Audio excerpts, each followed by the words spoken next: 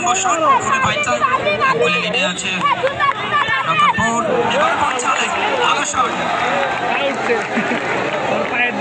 Referee শাকিলের সিদ্ধান্তের অপেক্ষায়। আরো একবার একটু চেক করতে চাইবেন, চেক করাটা ভালো, কেননা কোনো কনফিউশন রেফারি রাখতে চাচ্ছেন না, এটা একটা ভালো দিক। অ্যাকশন রিপ্লে,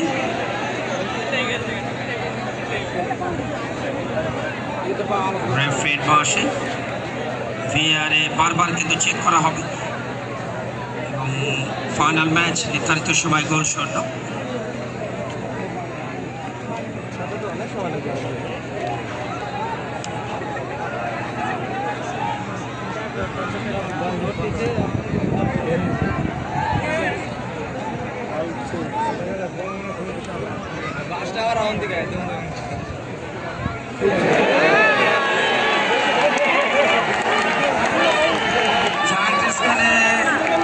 দেখুন শট দিচ্ছেন পেছনে,